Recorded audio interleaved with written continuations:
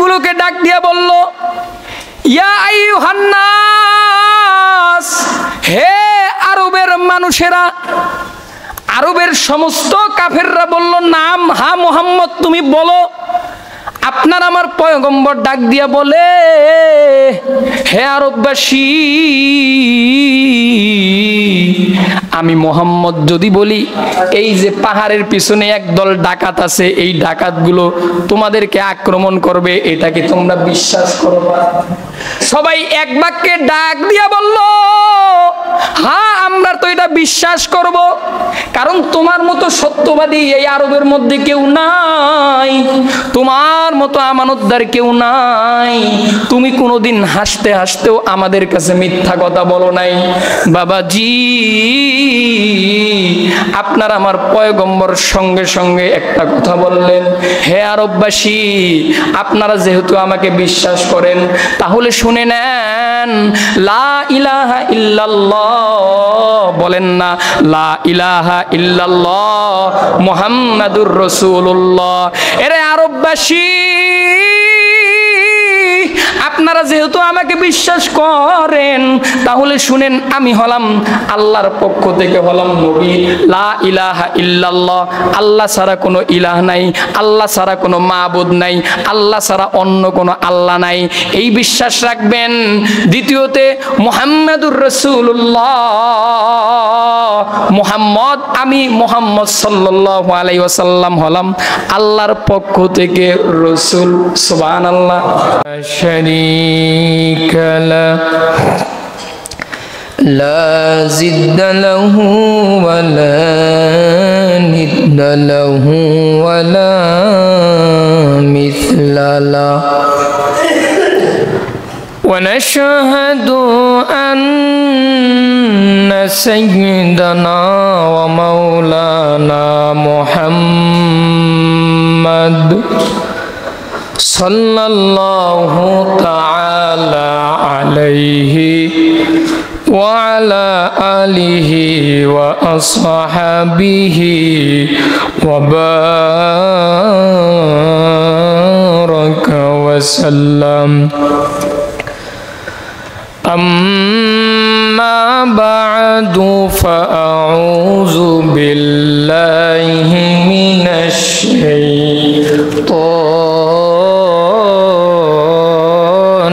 रजीम।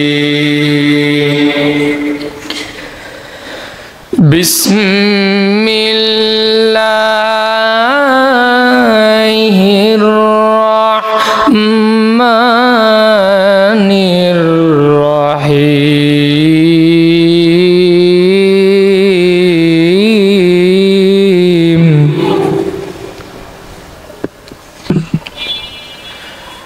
मा काना मुहम्मदुन अबा अहदिम मिर रिजालिकुम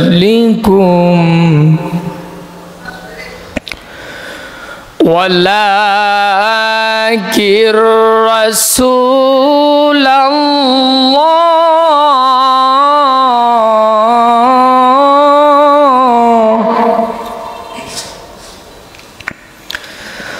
व खातमन नबीय्यीन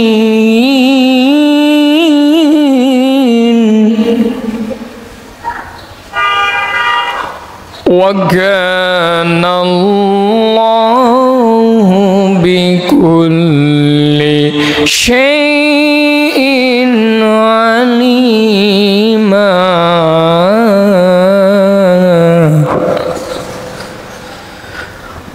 وقال رسول الله صلى الله عليه وسلم أنا خاتم النبيين لا نبي بعد। সকলেই মহব্বতে দরুদ ইব্রাহিম পড়ি।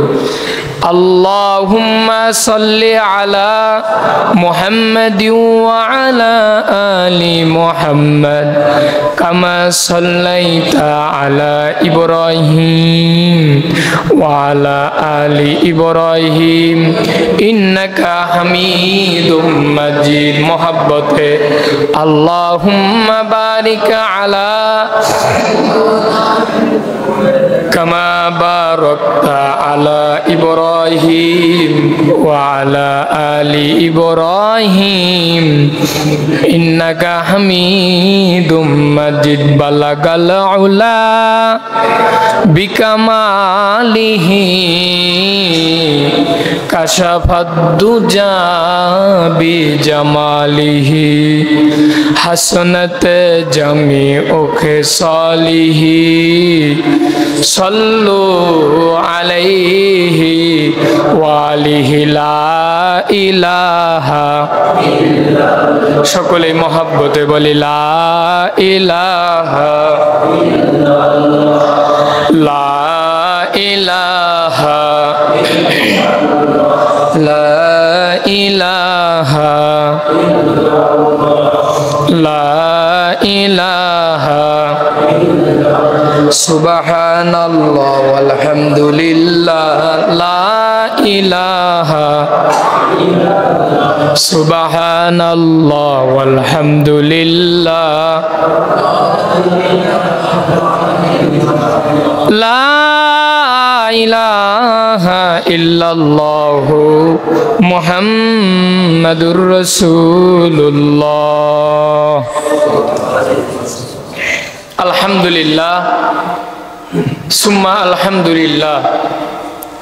আল্লাহ সুবহানাহু ওয়া তাআলার আলিশানে দরবারে অসংখ্য শুকরিয়া, যে মহান রব, যে মহান প্রতিপালক আমাদেরকে বড় দয়া করে মায়া করে এই ফিতনা ফাসাদের জামানায় কোরআন ও সুন্নাহর ভিত্তিতে সহিহ তরিকায় আমাকে কিছু কথা বলবার মতো, আপনাদেরকে শুনবার মতো যে মহান রব, যে মহান মালিক আমাদেরকে কবুল ও মঞ্জুর করেছেন, নিয়ামতের শুকর আদায় করে একজন মুসলমান হিসাবে ঈমানের আওয়াজকে উঁচু করে এক আওয়াজে উচ্চ কণ্ঠে মালিকের দেওয়া জবান দিয়ে, মালিকের দেওয়া শক্তি দিয়ে, মালিকের শেখানো কালিমাতুশ শুকরিয়া আদায় করে বলি আলহামদুলিল্লাহ। আরেকবার বলি আলহামদুলিল্লাহ। লক্ষ কোটি দরুদ ও সালাম বিশ্ব মানবতার মুক্তির দূত, বিশ্ব মানবতার মুক্তির কান্ডারি, রহমাতুল্লিল আলামিন, সাইয়্যিদুল মুরসালিন, খাতামুন নবিয়্যিন, নবিউল আরবা ওয়াল আজম, হাবিবে কিবরিয়া, আশরাফুল আম্বিয়া, সাইয়্যিদুল আম্বিয়া, সাইয়্যিদুল মালাইকা, নবী মুহাম্মদুর রাসূলুল্লাহ। সকলেই মহব্বতে বলি সাল্লাল্লাহু আলাইহি ওয়াসাল্লাম। সম্মানিত উপস্থিতি, আমি গত জুমায় যে আলোচনা করেছিলাম পবিত্র কোরআনুল কারীম থেকে কিছু আমল আপনাদেরকে দিয়েছিলাম, যে ইস্তেগফারের আমল। কিসের আমল? ইস্তেগফার, আস্তাগফিরুল্লাহ অর্থ হে আল্লাহ আপনি আমাকে কি করুন? ক্ষমা করুন। তো এটা কিন্তু অনেক দামি একটা আমল, কথা কোন ঠিক? কারণ গুনাহ কিন্তু আমাদের সকলেরই হয়ে যায়।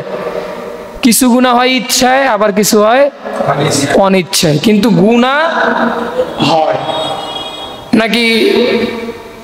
এমন কেউ আছেন যে গুনাহ হয় না? সবার গুনাহ হয় না? গুনাহ হয়। তাহলে গত জুমায় যেই সবকটা আপনাদেরকে দিয়েছিলাম, যে ইস্তেগফারের আমল, এই আমলটা করছেন তো ইনশাআল্লাহ? সামনে থেকে করবেন তো ইনশাআল্লাহ? আল্লাহ তাআলা কবুল করুক, বলেন আমিন। তো এই জুমায় যে আলোচনা করব, এটা একটা ঈমানি আলোচনা। আমরা ঈমান আনছি যে আমানতু বিল্লাহি ওয়া মালাইকাতিহি ওয়া কুতুবিহি ওয়া রুসুলি, রসুলের উপর ঈমান আনছি না? রসুলের নবুয়তের উপর ঈমান আনছি কি না? হ্যাঁ, এই জুমার আলোচনাটা অত্যন্ত দামি একটা ঈমানি আলোচনা। আমরা আমাদের রসুলের উপর ঈমান এনেছি, আমরা এটা বিশ্বাস করি নবীজি আল্লাহর পক্ষ থেকে নবুয়ত প্রাপ্ত নবী, কথা কোন ঠিক কিনা? কিন্তু আমাদের দেশে একটা সম্প্রদায় আছে, এরা আমাদের নবীকে নবী যে শেষ নবী এটা বিশ্বাস করে না, বলেন নাউজুবিল্লাহ। আচ্ছা বলেন তো, আমার নবীর পরে কি আর কোন নবী আছে? আছে? কেউ যদি বলে যে আমার নবীর পরে নবী আছে, তাহলে সে কি?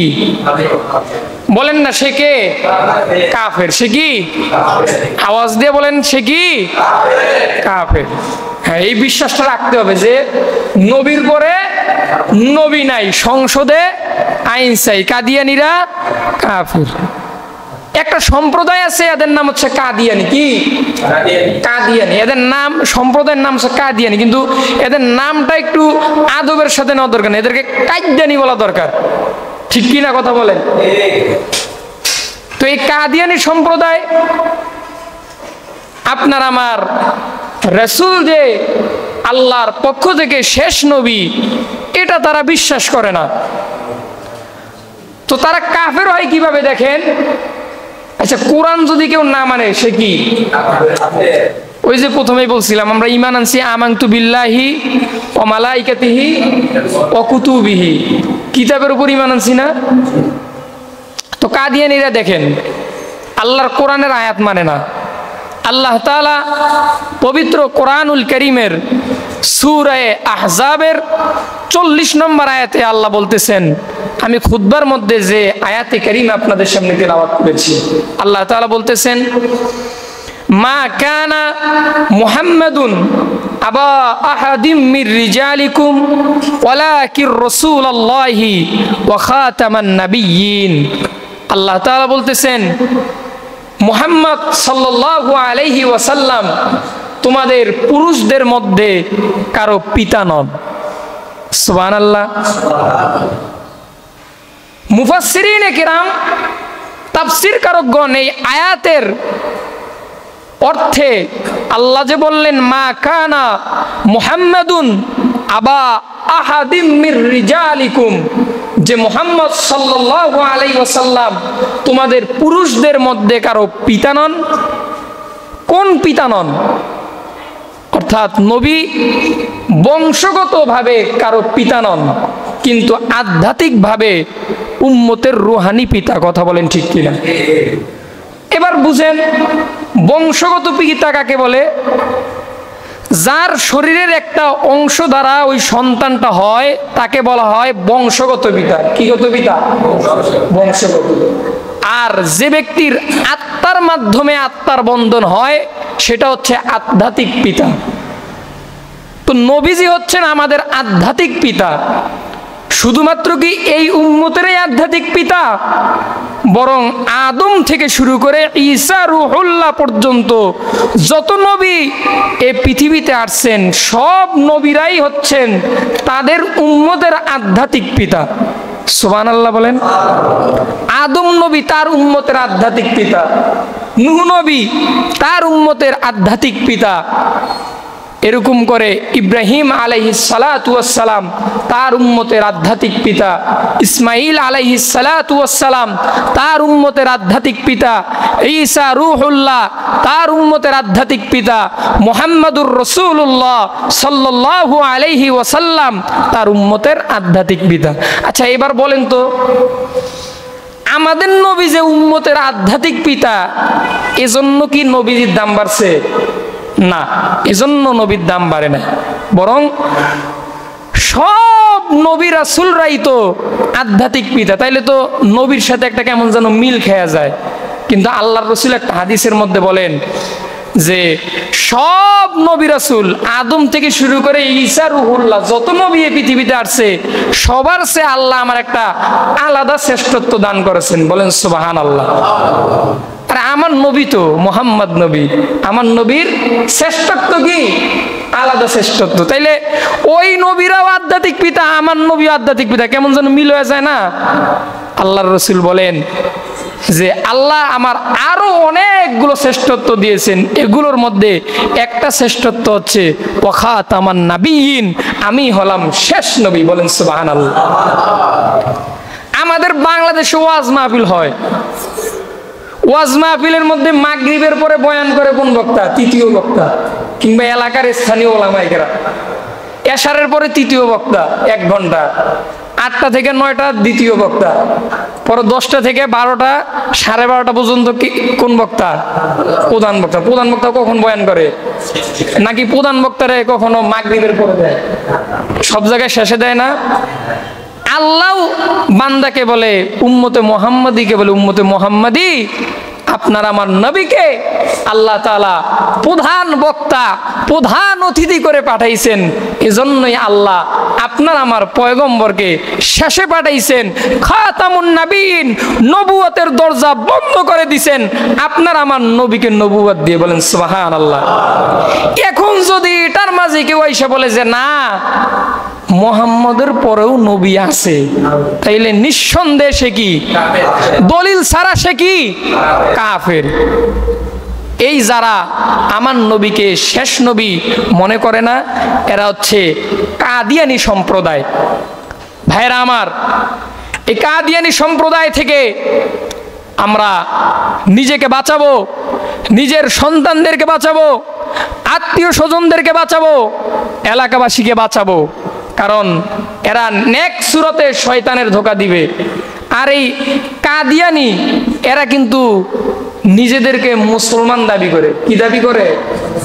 এদের যেই সংগঠন, এটার নাম হচ্ছে আহমদিয়া মুসলিম দল, মুসলিম মানে সম্প্রদায়। এরা নিজেদেরকে মুসলমান দাবি করে। এবার আপনারা বলতে পারেন হুজুর তাহলে মুসলমান দাবি করে, মাশাআল্লাহ ভালো, তাহলে আপনারা ওনাদের বিরুদ্ধে বলেন কেন? আরে ভাই, মুসলমান দাবি করে দেখেই তো তাদের বিরুদ্ধে বলি। কাদিয়ানী সম্প্রদায়, আচ্ছা আমাদের দেশে কি হিন্দু বসবাস করে না? খ্রিস্টান বসবাস করে কিনা? বৌদ্ধ ধর্মের লোক বসবাস করে কিনা? কখনো কি কোনো হুজুর, কোনো মুসলমান এই আন্দোলন করছে যে হিন্দু এদেশে থাকতে পারবে না? করছে? কোনো খ্রিস্টান এদেশে থাকতে পারবে না এই আন্দোলন করছে? কোনো বৌদ্ধ এদেশে থাকতে পারবে না এই আন্দোলন করছে? না। কিন্তু এই কাদিয়ানীদের বিরুদ্ধে কেন আন্দোলন করে এটা বুঝতে হবে। এই কাদিয়ানীরা তারা নিজেদেরকে মুসলমান দাবি করে কেন এই দেশে থাকবে? তারা থাক, কোনো সমস্যা নাই, তারা এদেশের নাগরিক, ভোটার, জন্ম নিবন্ধন এদেশের, তারা থাক না এদেশে, কিন্তু মুসলমান পরিচয়ে থাকতে পারবে না, তারা কাফের এই পরিচয়ে থাকতে হবে। কথা বলেন ঠিক কিনা? কারণ এই কাদিয়ানী সম্প্রদায়, তাদের যে মেন গুরু, যাকে তারা নবী দাবি করে, তার নাম হচ্ছে মির্জা গোলাম আহমদ কাদিয়ানী। কি? সবাই নামটা বলেন তো। মির্জা গোলাম আহমদ কাদিয়ানী। এই গোলাম আহমদকে তারা নবী দাবি করে। নাউজুবিল্লাহ বলেন। এরকম এদের আরো অনেক খারাপ কাজ আছে। ভাইরা আমার, প্রথমেই একটা কথা বলছিলাম, আমরা ঈমান এনেছি অরুসুলিহি, রাসূলের নবুয়তের উপর। এখন যদি নবীজির নবুয়তের উপর কেউ আঘাত করে, এই আঘাত কিন্তু আমরা নবীজির রুহানি সন্তান হয়ে, আমরা নবীজির উম্মত হয়ে এটা কি আমরা মেনে নিতে পারি? এটা আমরা মেনে নিতে পারি না। তাই আমরা সব সময় একটা স্লোগান মুখস্থ করে রাখবো এবং আমরা সব সময় এটা নিয়ে কাজ করব যে কাদিয়ানীরা কাফের। কি? কাদিয়ানীরা কি? কাদিয়ানীরা কাফের। এবং নবীর পরে নবী নাই, সংসদে আইন চাই। নবীর পরে কি কোনো নবী আছে? দেখেন নবীজি হাদিসের মধ্যে বলেন। আচ্ছা কোরআনের আয়াতটা শুনাই। আল্লাহ তাআলা সূরা আহজাবের 40 নম্বর আয়াতে বলেন, মা কানা মুহাম্মাদুন আবা আহাদিম মির রিজালিকুম ওয়ালাকির রাসূলুল্লাহ। ওই যে প্রথমে বললাম মুহাম্মদ সাল্লাল্লাহু আলাইহি ওয়াসাল্লাম তোমাদের পুরুষদের মধ্যে কারো পিতা নন, বরং তিনি কে? আল্লাহ বলেন ওয়ালাকির রাসূলুল্লাহ, তিনি হচ্ছেন আল্লাহ তাআলার রাসূল, ওয়া খাতামান নাবিয়্যিন, এবং তিনি হচ্ছেন শেষ নবী, তারপরে আর কোনো নবী আসবে না। এবার আসেন আল্লাহর রাসূল হাদিস শরীফের মধ্যে বলেন, আনা খাতামুন নাবিয়্যিন লা নাবিয়্যা বাদা। আল্লাহর রাসূল বলেন, আনা খাতামুন নাবিয়্যিন, হে উম্মতেরা, আমি হলাম শেষ নবী, আমার পর আর কোনো নবী আসবে না। আল্লাহর রাসূল সুনানে তিরমিজি শরীফের একটা হাদিসের কিতাব আছে, এই সুনানে তিরমিজি শরীফের একটা হাদিসের কিতাব, এই হাদিসের মধ্যে আল্লাহর রাসূল বলেন যে আমি নবী এই পৃথিবীর থেকে যাওয়ার পর যেই লোকগুলো তারা নিজেদেরকে নবী দাবি করবে, তারা হচ্ছে দাজ্জালুন আল কাযযাবুন, তারা হচ্ছে দাজ্জাল, ভণ্ড, মিথ্যা নবী দাবিদার। কথা বলেন ঠিক কিনা? তো আমরা তো এটা বলতে পারি নবীজির বিদায় হয়ে গেছে, এখন যারা নিজেদেরকে নবী দাবি করে এরা প্রকৃতপক্ষে আল্লাহর নবুয়ত প্রাপ্ত নবী না, এরা সবগুলো হচ্ছে ভণ্ড নবী, দাজ্জালুন আল কাযযাবুন। এরাই হচ্ছে নবীজির হাদিসের ভাষ্য মতে এরাই এই পৃথিবীর দাজ্জাল, মিথ্যাবাদী। কথা বলেন ঠিক কিনা ভাইরা আমার? তাই আমাদের এই ঈমানকে মজবুত করতে হবে যে আমার নবী হচ্ছেন শেষ নবী, আমার নবীর পর আর কোনো নবী নাই। এই বিশ্বাস থাকবে তো আপনাদের ইনশাআল্লাহ ভাই? আল্লাহ তাআলা এই বিশ্বাসটা রাখার তৌফিক দান করুন, বলেন আমিন। আর ভাই আমরা তো নবীর উম্মত, নবীর জন্য নিজের জীবন দিতে পারি না? পারি কি না? এই মোহাম্মত আছে তো আপনাদের ইনশাআল্লাহ। আর কেন থাকবে না ভাই? আল্লাহ সূরা আলে ইমরানের মধ্যে বলেন, 3 নম্বর পারা, কুল ইন কুনতুম তুহিব্বুনাল্লাহ ফাত্তাবিউনি ইউহিব্বুকুমুল্লাহ, কুনতুম তুহিব্বুনাল্লাহ ফাত্তাবিউনি ইউহিব্বুকুমুল্লাহ। তারা যেন আপনি রাসূলকে মহব্বত করে, আপনি রাসূলের সুন্নতের অনুসরণ করে, আদর্শ অনুযায়ী চলে। আপনি রাসূলকে যদি কেউ মেনে চলে, আদর্শ অনুযায়ী চলে, মহব্বত করে, ফাত্তাবিউনি ইউহিব্বুকুমুল্লাহ, তাহলে আমি আল্লাহও তাদেরকে মহব্বত করব। সুবহানাল্লাহ। ভাইয়েরা আমার, তাহলে দেখেন আমরা যদি আল্লাহর রাসূলকে মহব্বত করি, রাসূলের আদর্শ অনুযায়ী চলি, আমাদেরকে মহব্বত করবেন একজন, তিনি কে? আল্লাহ আমাদেরকে মহব্বত করবেন। এটা কোরআনের আয়াত ভাই, আমি কি বানায়া বলছি? মিথ্যা বলি নাই, কোরআনের আয়াত। তাহলে কিভাবে দেশে এই কাদিয়ানী সম্প্রদায় আমার রাসূলের নবুয়তের মিথ্যাবাদী হতে পারে? আমার রাসূলকে মাইনাস করে কিভাবে তারা এই গোলাম আহমদ কাদিয়ানীকে নবী দাবিদার করতে পারে? আমরা বেশি কিছু চাই না, আমাদের একটাই দাবি, কাদিয়ানীরা এই দেশে বসবাস করুক, কিন্তু তারা মুসলমান পরিচয়ে বসবাস করতে পারবে না। তারা বসবাস করুক, তারা হিন্দু যে কোনো একটা জাতির, তারা কাফের হিসেবে বসবাস করুক, এতে আমাদের কোনো সমস্যা নাই ভাইরা আমার। আর এই একটা স্লোগান, এটা আগেও বললাম, আবার এটা মুখস্থ করে রাখবেন যে কাদিয়ানীরা কাফের। আপনাদের সন্তানদেরকে শিখাবেন, কারণ আপনার সন্তান বুঝবে না, আপনি পিতা, সন্তানের জন্য কিন্তু জবাব দিতে হবে আল্লাহর দরবারে। হাদিসে আছে, আলা কুল্লুকুম রাইন ওয়া কুল্লুকুম মাসউলুন আন রাইয়াতিহি, যে আপনি পিতা, প্রত্যেকেই কিন্তু একটা দায়িত্বশীল। কতক্ষণ ঠিক কিনা? এবং এই দায়িত্বের জবাব প্রত্যেককেই কিন্তু আল্লাহর দরবারে কি দিতে হবে। মনে করেন আপনি অফিসে চাকরি করেন, আপনার আন্ডারে 50 জন লোক, এই 50 জন লোকের দায়িত্ব আপনার। এদের ব্যাপারে কার কাছে জবাব দিতে হবে? আল্লাহর দরবারে জবাব দিতে হবে। আপনি পিতা হয়েছেন, সন্তানের ব্যাপারে আল্লাহর দরবারে জবাব দিতে হবে। আমি ইমামতি করতেছি, আমার মুসল্লিদের ব্যাপারে জবাব দিতে হবে। আপনি যে কোনো সেক্টরে কাজ করেন, জবাব দিতে হবে। আলা কুল্লুকুম রাইন ওয়া কুল্লুকুম মাসউলুন আন রাইয়াতিহি। ভাইয়েরা আমার, জবাব যেহেতু দিতে হবে, আগের থেকেই সন্তানকে শিখাবেন যে কাদিয়ানীরা কাফের। কাদিয়ানীরা কি? কাফের। এই কাদিয়ানীদেরকে কাফের ঘোষণা করার একটা সমাবেশ আগামীকাল শনিবার ঢাকা সোহরাওয়ার্দী উদ্যানে।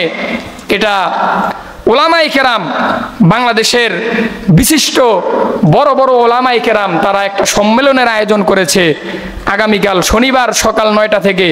কাদিয়ানীদের রাষ্ট্রীয়ভাবে অমুসলিম ঘোষণার দাবিতে সম্মিলিত খাতমে নবুয়ত পরিষদের উদ্যোগে আন্তর্জাতিক খাতমে নবুয়ত মহাসম্মেলন। এখানে বিশিষ্ট বড় বড় ওলামায়ে কেরাম উপস্থিত থাকবেন এবং বাহিরের দেশ থেকেও পাকিস্তান, ভারত সহ সৌদি আরব সহ বিভিন্ন রাষ্ট্রের বড় বড় ওলামায়ে কেরাম এখানে উপস্থিত থাকবেন। আমরা যারা পারি ভাই, এটা কোনো দলের সমাবেশ নয়, সম্মেলন নয়, এটা দল মত নির্বিশেষে এটা আমাদের একটা ঈমানি দায়িত্ব। কারণ আমার রসুলের যারা মিথ্যা নবী দাবিদার তারা আমাদের শত্রু, কথা বলেন ঠিক কিনা? তারা এদেশে বসবাস করুক, একটা কথাই বললাম, আমাদের কোনো সমস্যা নেই, কিন্তু মুসলমান পরিচয়ে তারা বসবাস করতে পারবে না ইনশাআল্লাহ বলেন। এবং আমরা যারা পারি এই ঐতিহাসিক মহাসম্মেলনে উপস্থিত হব বলেন ইনশাআল্লাহ। ভাইরা আমার, যে আয়াতে কারিমা আপনাদের সামনে তিলাওয়াত করেছি, আল্লাহ বলতেছেন মা কানা মুহাম্মাদুন আবা আহাদিম মির রিজালিকুম ওয়ালাকিন রাসূলুল্লাহি ওয়া খাতামান নাবিয়্যিন ওয়া কানা আল্লাহু বিকুল্লি শাইইন আলিমা। যে মুহাম্মদ সাল্লাল্লাহু আলাইহি ওয়াসাল্লাম হচ্ছেন পুরুষদের মধ্যে কারো পিতা নন। তিনি কে? তিনি হচ্ছেন ওয়া খাতামান নাবিয়্যিন, তিনি হচ্ছেন শেষ নবী। ভাইরা আমার, আপনারা আমার পয়গম্বর এই পৃথিবীতে আসছেন, নবীজি নবুয়ত লাভ করেছেন, এই বিশ্বাসটা আছে আপনাদের ইনশাআল্লাহ? আমার নবী এই পৃথিবীতে আসছেন, নবী আয়েশাই বাবারে জীবনে দেখতে পারে নাই, কথা বলেন ঠিক কিনা? বাবারে দেখতে পারছে? আওয়াজটা একদম কমে গেল।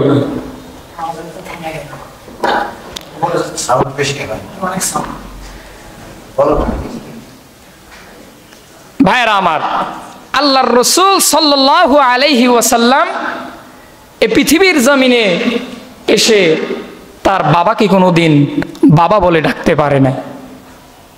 আপনি আমি তো বাবাকে ডাক দিয়ে কলিজা ঠান্ডা করেছি, কিন্তু আপনার আমার পয়গম্বর কোনোদিন বাবাকে ডাক দিয়ে কলিজাটা ঠান্ডা করতে পারে নাই।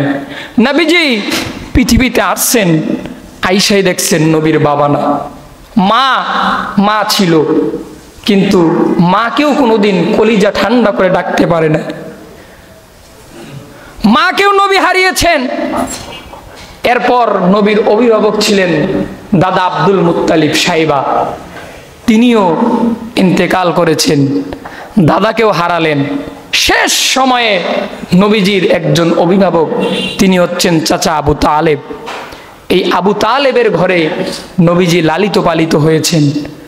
নবীজি বড় হচ্ছে, 20 বছরের পর এখন নবীজি কর্মজীবনে যাবে। হযরত খাদিজাতুল কুবরা রাদিয়াল্লাহু আনহা সে সময়ের আরবের বিশাল ধনাঢ্য একজন মহিলা ব্যবসায়িক ছিলেন। এই খাদিজাতুল কুবরা তার ব্যবসায়িক কাজে একজন ম্যানেজার নিয়োগ দিবেন। আবু তালেব খাদিজার কাছে গিয়ে বলে, খাদিজা, তুমি যেহেতু তোমার ব্যবসায়িক কাজে একজন ম্যানেজার নিয়োগ দিতে চাও, তুমি কি আমার ভাতিজা মুহাম্মদকে নিয়োগ দিবা? খাদিজাতুল কুবরা রাদিয়াল্লাহু আনহা ডাক দিয়ে বলে, আবু তালেব, মুহাম্মদ যদি আমার ব্যবসায়িক কাজের ম্যানেজার হয়, এটা তো শুধু ভালো না, ভালোর চেয়ে যেটা হয় উত্তম ভালো। সুবহানাল্লাহ বলেন। এবার আপনার আমার পয়গম্বরকে খাদিজাতুল কুবরা, হ্যাঁ এখানে একটা কথা আছে, আবু তালেব খাদিজাতুল কুবরাকে ডাক দিয়ে বলে, খাদিজা, আমি কিভাবে আমার ভাতিজাকে বলি? তুমি যদি আমার ভাতিজাকে বলতা যে তুমি কি আমার ব্যবসার ম্যানেজারিং কাজ করতে পারবা, এটা যদি তুমি একটু প্রস্তাব দিতে এটা ভালো হতো। খাদিজাতুল কুবরা তখন বলেন, আবু তালেব, এখানে মুহাম্মদ আছে বিধায় আমি এই প্রস্তাবটা মুহাম্মদকে দিতে পারি, কিন্তু মুহাম্মদ ব্যতীত যদি অন্য কোনো লোক এখানে থাকতো, আমি খাদিজা কশ্চিন কালেও তাকে এই প্রস্তাব দিতাম না। সুবহানাল্লাহ। এখান থেকেও আমার নবীজির দাম বেড়েছে না কমছে? বাড়ছে না নবীর দাম? তো নবীজি আবু হযরত খাদিজাতুল কুবরা রাদিয়াল্লাহু আনহার ব্যবসায়িক কাজের কি হয়েছে, ম্যানেজার হয়েছে। এবার আল্লাহর রাসূল ব্যবসায়িক কাজে সিরিয়ায় যাবেন। হযরত খাদিজাতুল কুবরার একটা বাদী ছিল, গোলাম ছিল, নাম তার মাইসারা। এই মাইসারা খাদিজার চোখ ছিল, কি ছিল, চোখ বুঝেন, যে মাইসারা যদি একটা জিনিস দেখতো খাদিজা বলতো হ্যাঁ আমার দেখা হয়েছে, এত বিশ্বাস করত। নবীজির সাথে এই মাইসারাকে পাঠিয়েছে সিরিয়ায়। মুসলমান ভাইয়েরা আমার, গভীর মনোযোগ দিয়ে কথাগুলো শুনবে।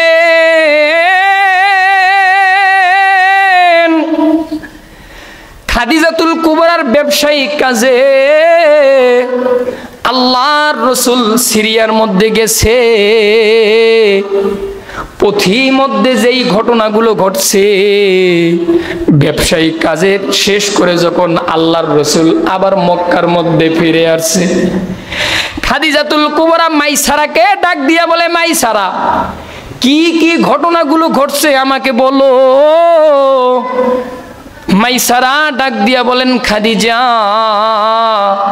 আমরা যখন ব্যবসায়িক কাজে ওই সিরিয়ার মধ্যে যাব, আকাশ থেকে সূর্যের অনেক তাপমাত্রা দেখা যায়, রোদের আলো দেখা যায়, কিন্তু মুহাম্মদ যেই রাস্তা দিয়ে হাঁটতো আমরা দেখতাম আকাশের মেঘ তার মাথার উপর ছায়া দিত। সুবহানাল্লাহ। এরে খাদিজা শুধু তাই না, আমরা যেতে যেতে যখন ক্লান্ত হয়ে যেতাম, বিশ্রাম করার যখন প্রয়োজন হতো, আমরা মাঝে মাঝে গাছের নিচে বসতাম। একদিন আমি লক্ষ্য করে দেখলাম গাছ আছে, সূর্যের আলো আছে, তখন তো ছায়া পড়ে, কিন্তু সূর্য ডুবে গেছে, তারপর তো ছায়া চলে যাওয়ার কথা, কিন্তু আমি লক্ষ্য করে দেখতেছি মুহাম্মদের শরীরের উপর গাছ হেলে আবার ছায়া দিতেছে। আমাকে একজন পাদ্রী জিজ্ঞাসা করলো, এই যুবকটা কে, যুবকের পরিচয় কি? আমি ওই পাদ্রীকে ডাক দিয়া বললাম, ইনি হচ্ছে কুরাইশ বংশের এক যুবক, তার নাম হচ্ছে মুহাম্মদ, তার পিতার নাম হলো আব্দুল্লাহ, মাতার নাম হলো আমেনা, তার দাদার নাম হলো আব্দুল মুত্তালিব সাইবা। পাদ্রী আলেম ডাক দিয়ে বলে, রে মাইসারা তোমার ভাগ্য এত ভালো, তুমি এমন একটা লোকের সাথে সফরে বের হয়েছো, এই লোকটা আল্লাহর বড় প্রিয় একজন আশেক বন্ধু। সুবহানাল্লাহ। আল্লাহ তাআলা তাকে নবুয়ত দিবেন, আল্লাহ তাআলা তাকে নবুয়ত দিয়া তার বন্ধু বানাইবেন। ভাইরা আমার, খাদিজা যখন এই কথাগুলো আমার নবী সম্পর্কে শুনলো, খাদিজা মনে মনে আমার রাসূলকে বড় পছন্দ কইরা ফেলাইছে। সুবহানাল্লাহ বলেন। খাদিজার আত্মীয় স্বজন ডাক দিয়া বলে, খাদিজা তুমি মুহাম্মদের এত প্রশংসা করো, যাও তুমি কি মুহাম্মদকে বিবাহ করতে চাও? দেখবেন মেয়ে মানুষ কিন্তু একটু লজ্জা থাকে, শরম থাকে। খাদিজা ডাক দিয়ে বলে, আমি কিভাবে বিয়ার প্রস্তাব দিব? আমার মাধ্যমে আমার একজন বোনকে পাঠাই। এবার ওই খাদিজার বোন আপনার আমার পয়গম্বরের কাছে গিয়া বিবাহের প্রস্তাব দিল যে, মুহাম্মদ তোমার তো বয়স হয়ে যাচ্ছে, তুমি কি বিবাহ করতে চাও না? আপনার আমার পয়গম্বর ডাক দিয়া বলেন, এখন আমার একজন অভিভাবক আছেন, আমার চাচা আবু তালেব, তার কাছে গিয়া প্রস্তাব দেন। ঘটনা বিশাল লম্বা, সময় নাই, সংক্ষেপে বলি, আবু তালেব বিবাহের প্রস্তাব কবুল করলেন। হযরত খাদিজার সাথে আপনার আমার পয়গম্বরের বিবাহ হয়ে গেছে। বলেন সুবহানাল্লাহ। এখনো নবীজির নবুয়ত পায় নাই।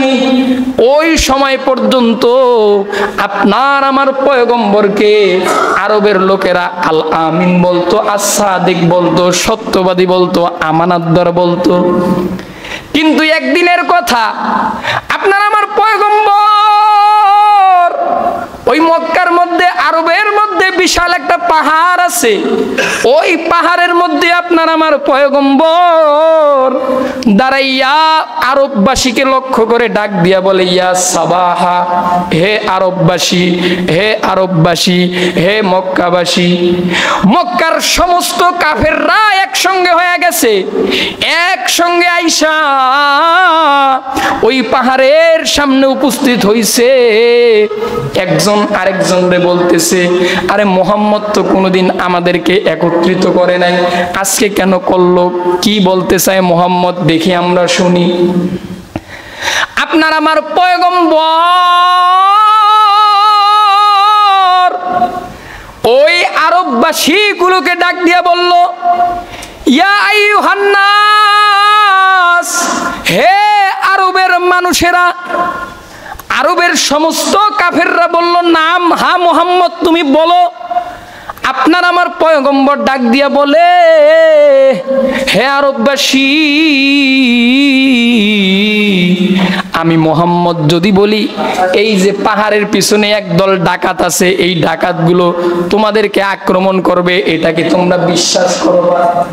সবাই এক বাক্যে ডাক দিয়া বলল, হ্যাঁ আমরা তো এটা বিশ্বাস করব, কারণ তোমার মতো সত্যবাদী এই আরবের মধ্যে কেউ নাই, তোমার মতো আমানতদার কেউ নাই, তুমি কোনোদিন হাসতে হাসতেও আমাদের কাছে মিথ্যা কথা বলো নাই। বাবাজি, আপনার আমার পয়গম্বর সঙ্গে সঙ্গে একটা কথা বললেন, হে আরববাসী, আপনারা যেহেতু আমাকে বিশ্বাস করেন, তাহলে শুনে নেন, লা ইলাহা ইল্লাল্লাহ বলেন না, লা ইলাহা ইল্লাল্লাহ মুহাম্মাদুর রাসূলুল্লাহ। এরে আরববাসী,